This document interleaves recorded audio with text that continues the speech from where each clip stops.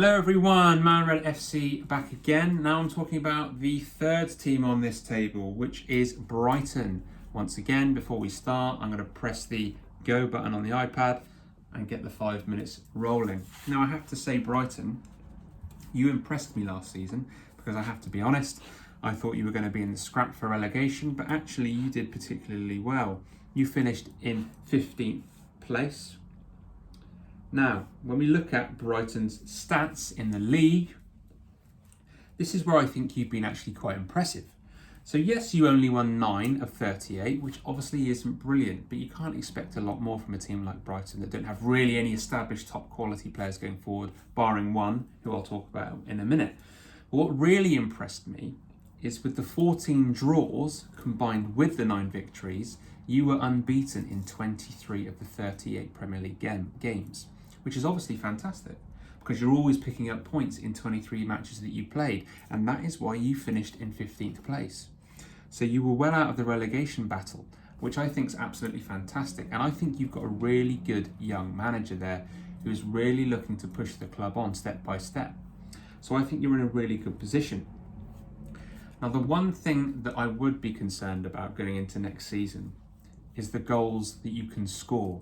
Now, last season, in 38 matches, you only scored 39 goals.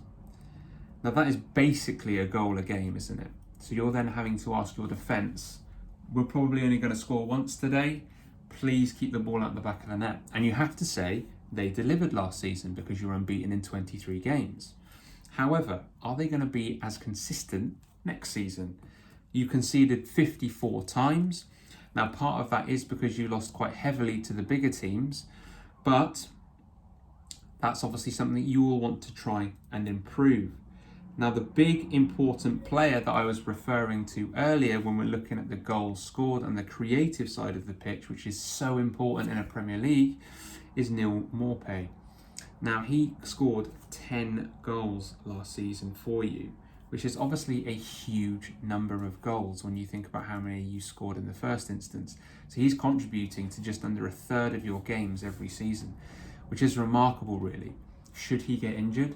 Should you sell him for whatever reason? Who's going to score the goals after that? And we'll look at the squad in a second.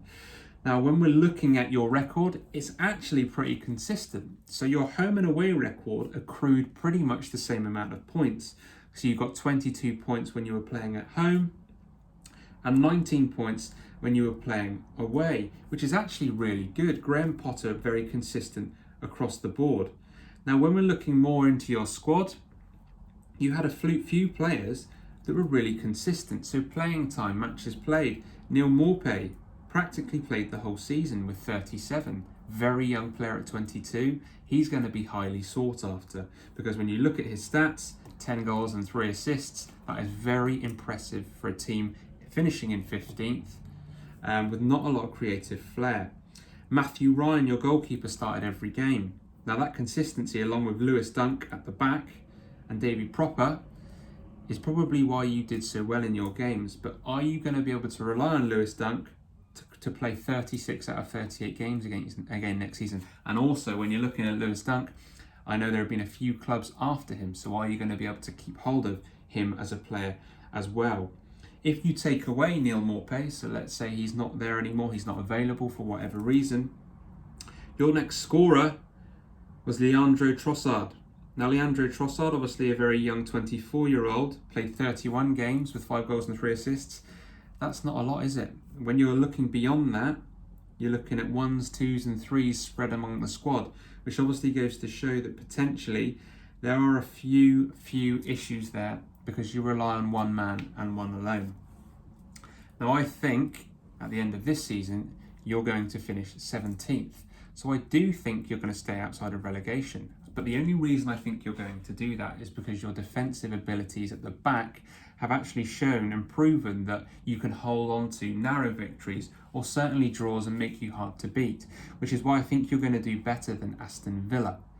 So that's the main difference for me out of the two. So Brighton fans, do you agree with that? Is 17th fair? Is it harsh? Do you consider that a good season, having to remain in the Premier League again?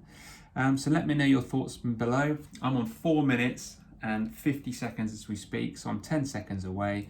I'm pretty happy with that.